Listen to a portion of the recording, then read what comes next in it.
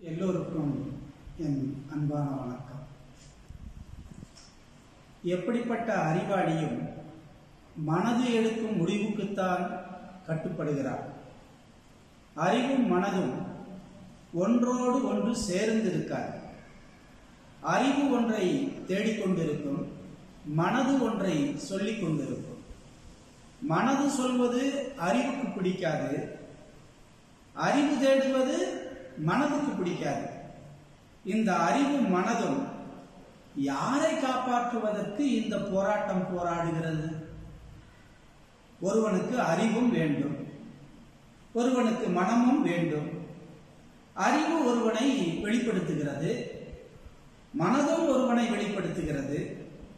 இந்த இரண்டும் இந்த உடம்புக்குள் தானே இருக்கிறது. இந்த அறிவு என்று சொல்லக்கூடியதும் இந்த மனம் என்று சொல்லக்கூடியதும் இந்த உடம்புக்குள் தானே இருக்கிறது.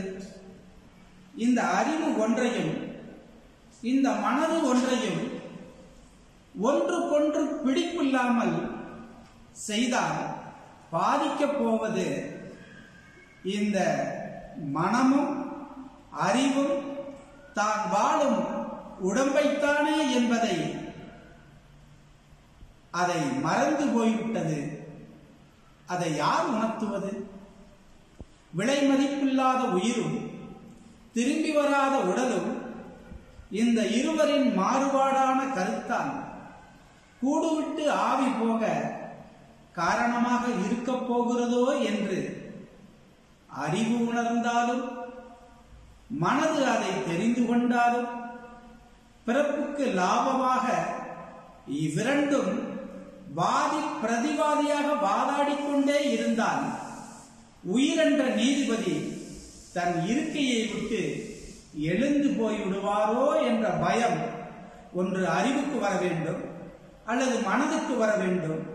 இருவரின் போராட்டம் தாங்க முடியாத துன்பத்தை தரும் என்பது அனுபவம் வாய்ந்த உணர்வுக்கு தெரியும். அந்த உணர்வு மனதுக்கு கட்டுப்பட்டே ஆக வேண்டும். ஆகவே இந்த போராட்டத்திலிருந்து விடுபடத்தான் குருவை தேடுகிறார்கள் மக்கள்.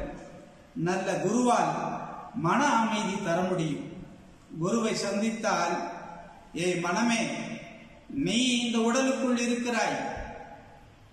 ஏ அறிவே, நீயும் இந்த உடலுக்குள் இருக்கிறாய்.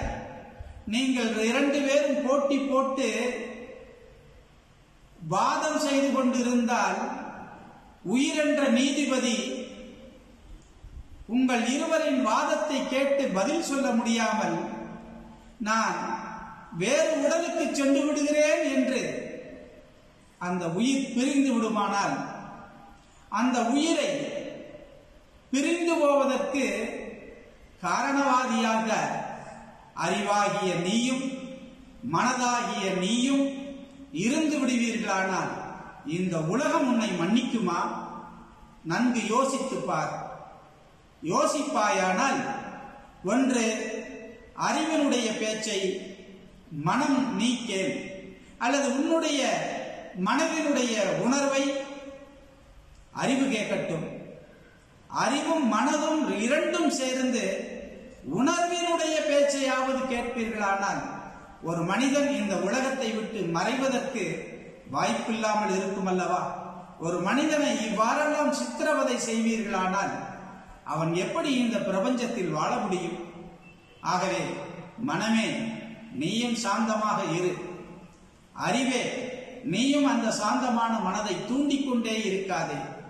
உணர்வே, இவர்கள் இருவரும் வாதாடிக்கொண்டு இருந்தாலும் உண்மையை எடுத்துச் சொல்லி அந்த உயிரை பாதுகாப்பதற்கான முயற்சியை நீ கட்டாயம் செய்ய வேண்டும். அப்போதுதான் இந்த மனித வாழ்க்கையிலே நிம்மதி என்பது கிடைப்பதற்கு வாய்ப்பு இருக்கும். ஆகவே இதை நன்கு தெரிந்தவர்கள் ஒரு குருவிடம் சரணாகதி ஆகிவிடுவீர்களானால் நல்லதை குரு உணர்த்துவார். நீங்களும் நீண்ட காலம் நிறை செல்வத்தோடு மன அமைதியோடும் வாழலாம். திருச்சிற்றம்பலம் போற்று.